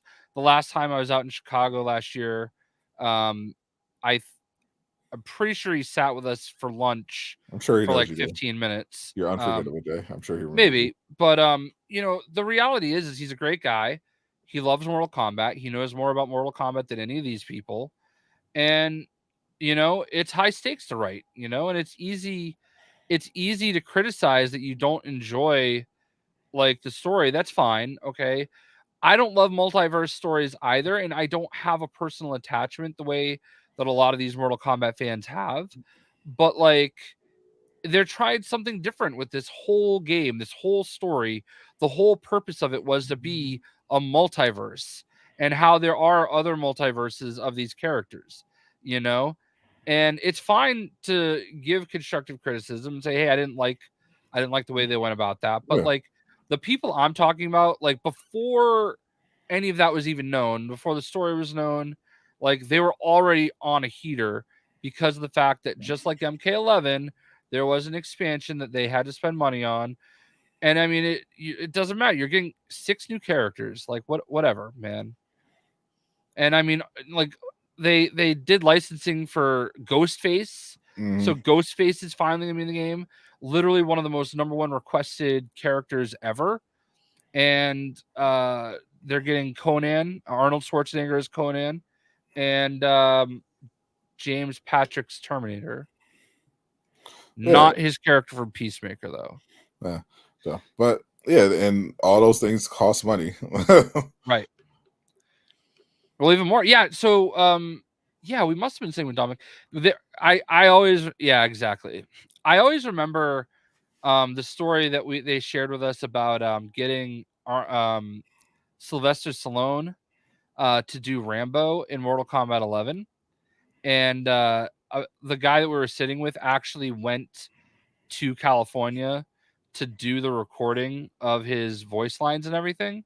Um, and and I guess his daughter answered the door and then was like, "Oh, he's sleeping. He'll be out in a few." And he just like stumbles out there half awake and just nailed it. Yeah, professional actor. So That's how it is. When you're that's why they pay him the big bucks. And yeah. I'm sure they paid him a lot of big bucks. Before we wrap up, can we talk about this Jack Doherty kid? Oh, I saw you ranting about that on Twitter. Yeah, I've seen. Yeah, yeah. He's every clip I've seen about this kid is like bad. Yeah. Like, yeah, he's like was he like a kick streamer? I don't know what the fuck he is, but all I know is like you, everything I've ever seen him in has been him like hassling people in public. I think he got famous for like going to like having his parents bring him to like the Phase house and like just knocking on their door with the camera and like basically just showed up at their house. Um yeah. Yeah, I yeah, saw yeah. I've seen videos of him like he's out in public and he's doing the whole walk like this thing and he'll like shoulder check somebody and they'll turn around and like start looking at him and then his bodyguard gets in the way and apparently his bodyguard is a real piece of work. Yeah, They're at I've seen him assault multiple oh people. yeah, for nothing, Yeah, and it's wild. And I just don't understand how this type of person is allowed to be monetized. I Like, mean, but well, it's Kick like Kick has. but I mean, he was doing it on other platforms too, and like making money off of it. Like, who is supporting this? Like, we have like an ounce of like cleavage in a game, and we can get demonetized. Or the Mortal Kombat streamers, like that's something they've been dealing with too. They'll they get demonetized if the name Mortal Kombat is in the title, even if they do Yeah. everything to like filter. Yeah, yeah. There's some like some line. It's usually can be inconsistent, but yeah, typically like on YouTube, for example, like Twitch, basically, you can get away with you can get away with a lot. It just depends on it's really they'll usually just get you on language stuff, just as long as it's not like outright Right. nudity, like unless it's a woman, you can get away with it. But you just have to have like cover some kind of thing to cover it up. YouTube, a lot more strict. They're more strict around violence in particular, but Uh, again, that's more of a speech so thing. High Roller just tweeted me a video that I'll watch after, but I retweeted it. But yeah, so I guess yesterday or the day before, he was out live streaming Texting, IRL, texting while driving. texting while driving, and he crashes his McLaren. And I'm not gonna like don't text while driving. All right. Yes, I'm not gonna sit here and pretend that I've never done it. I've never done it. Well, you don't drive, do you? No, that's beside the point. But like I'm not gonna sit here and pretend like I've never done it before. I'm obviously not gonna do it when I'm driving on the highway at the speed he was going in a fucking McLaren. Wrecks his McLaren, okay? And that's bad enough, all right? But like there's all these people that pull over to like help him and he's like yelling at them, smash the window while holding his camera still. Yeah, got it. And then I mean, gotta make sure your footage is recorded. then he puts his arm out the window when they break it and they're pulling him out and he's yelling at them to pull him out and he's like holding the camera and still looking at the camera and there's like, oh, my car. And then he goes around the car and sees that his friend is bleeding everywhere. He's like, oh, are you all right? It's wild. Yeah, like the only like it's unfortunately a part of a lot of these content creators. Like their lives just are the content. Like they are at this point programmed. They don't care about anything else other than getting the content. I was just I was just watching a video that's kind of exposing different influencers who are like lying, and like there's this whole thing where there'll be influencers who are like talk about how, oh, you got, if you want to be successful, you want to live your life, you gotta wake up at 5 a.m.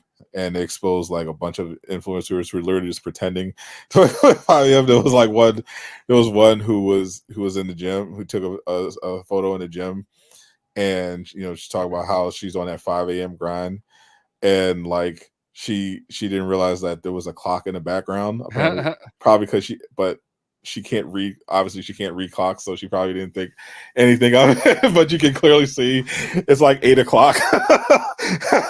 she just did, she just and there, you have influencers who like will pretend to be rich, like they don't, like they don't have McLarens or private jets, but you can like, for like $70 you can like rent a private jet to take Instagram photos in there. Like Yeah. social media has made people sick. Like like the stuff people do in pursuit of content is getting grosser and grosser, because when you get to a point where you have so many people trying to make it as influencers, the bar just keeps getting raised in terms of what can be entertaining. And obviously it's much harder to just be creative and legitimately interesting. So usually the low hanging fruit is just to do something for shock value. Yeah. What was I just gonna say? That's pretty much all this guy's content, like doing stuff that's just outrageous, gets outrage, Right. And like I did also see like I saw also a lot of people today talking shit about the Hawk Tua girl. Oh yeah, Because she just signed a deal with Kick, I think. And she has a podcast. And she's a podcast, like I think like number 3 in the world or something. Yeah. All right. So but the one that I saw, I think it's called Talk to Her. Yeah. The one that I saw though, was somebody like, it's so ridiculous that I work so hard to get everything I have, and this girl just has everything handed to her because because of one video. I'm like, well, yeah, that's how it works. Yeah. Like people get lucky, and then there are people that work hard, and it's not her fault. Like, why are you taking it out on her? I've actually seen that like she's taken a lot of the money she's made and donated it towards like animal rescue shelters. She also has worked hard. Like that's the other thing. I So actually would argue that ever since that happened, she's grinded to take advantage of every possible situation. Of course, I have heard that she's suing the person that made the video. And I have also seen people saying that it's kind of funny how the guy that made the video has like got nothing out of this. Yeah. Except making her famous. But that at the same time, that's the risk you take. You're out there in the public trying to make content off random people, and she was more interesting than you. Yeah, that's literally what it is. He was just asking these cringe questions to girls to girls on the street, and this one happened to be entertaining and go extremely viral, and that's what it is. Like I've like because I've seen like the whole kind of era of YouTube as it grew, and the concept of virality, because I used to work in media as well. So I've seen like all sorts of Hawk Tuah girls and guys over the years, and I that's why that person in particular is silly, because most of them don't do anything. Like they like they have their moment, they go viral, and then they disappear. That's it. Right. Because there's nothing else. Because they have nothing else to offer. Like she was, like, yeah, it was the She was reason. ready for her moment. Yeah, the reason she went viral was dumb, but she was ready to capitalize. She created different accounts. She created merch. I was tapping in a little bit. She was doing, all these. She had a meme. She was doing all these meme accounts.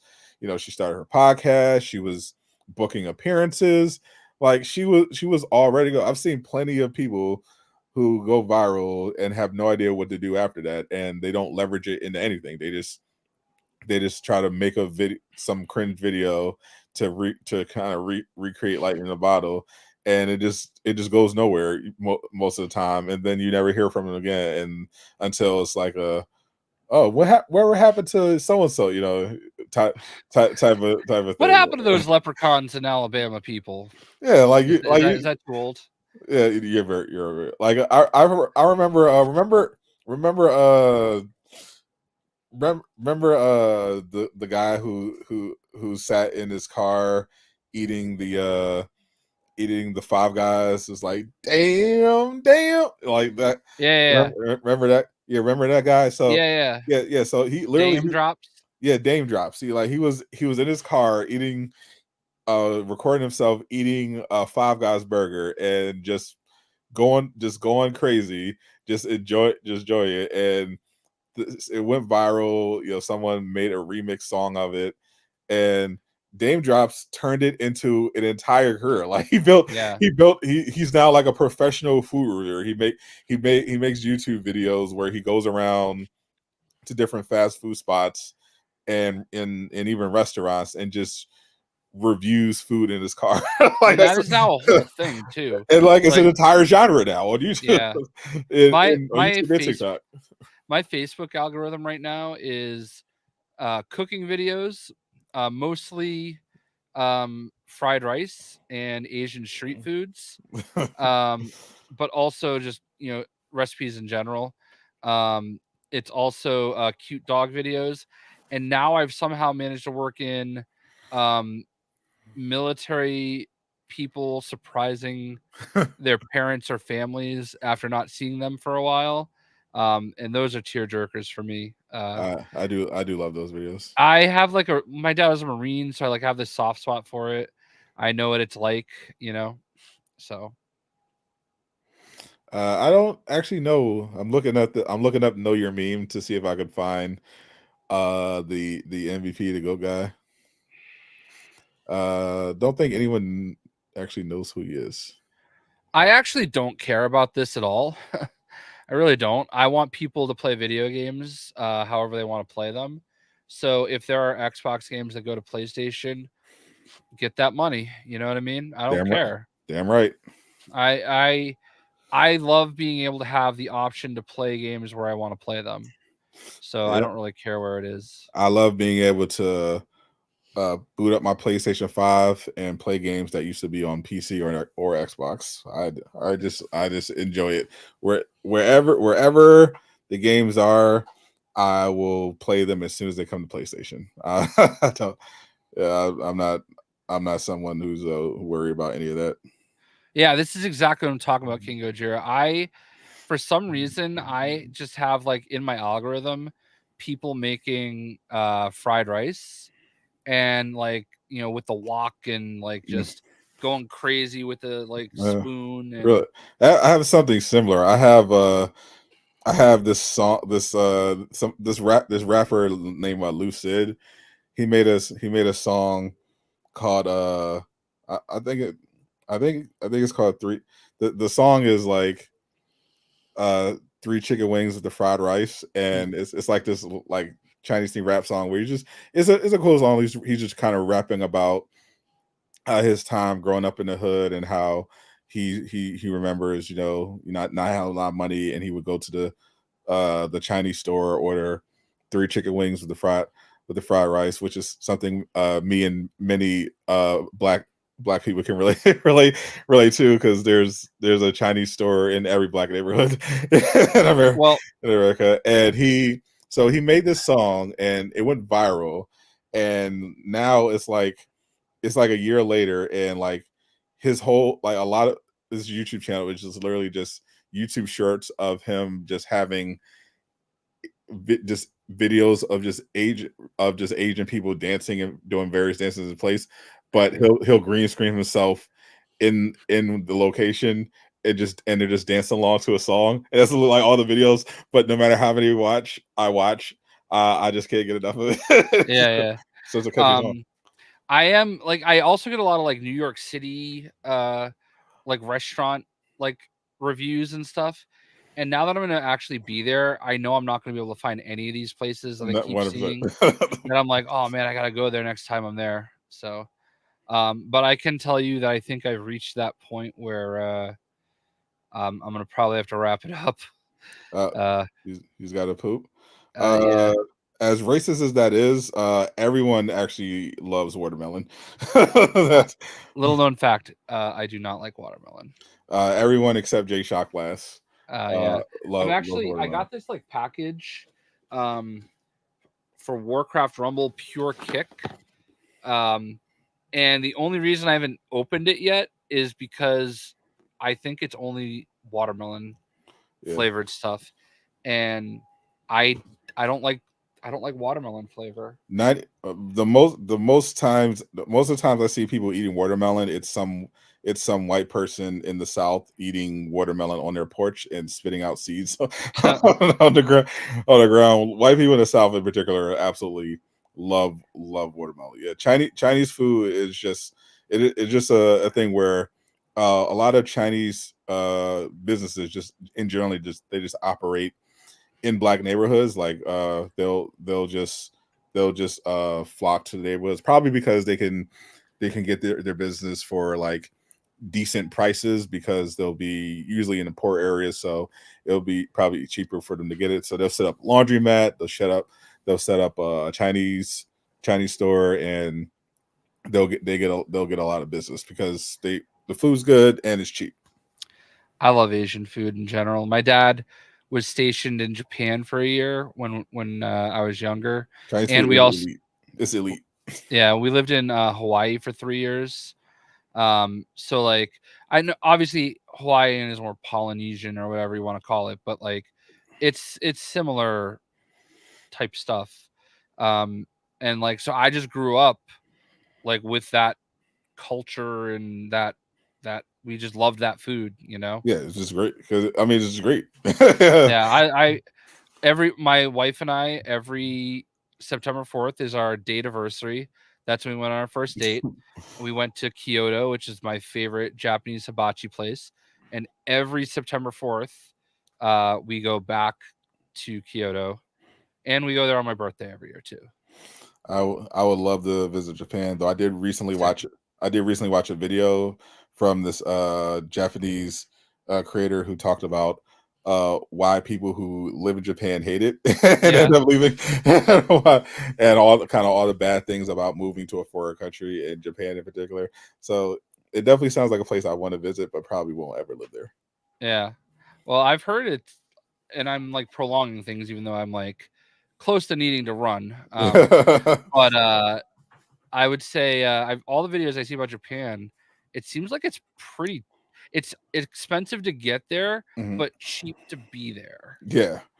Yeah, So yeah. The worst parts are going to be like the stuff that you gotta get used, kind of more so the culture. Like there's a lot of cool shit, but the culture. But we got to make sure Jay gets to the bathroom on time.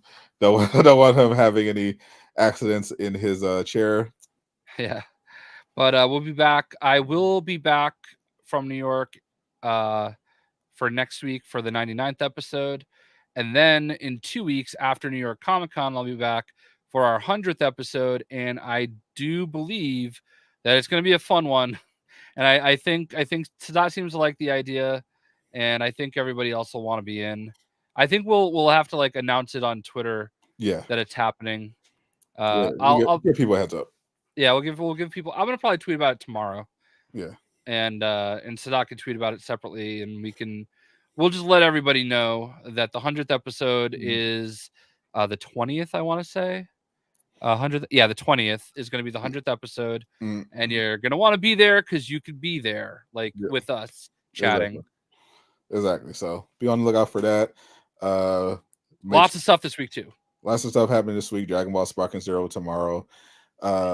Make sure you follow, like, all that good stuff, and wish Jay luck on his way to shit his brains out.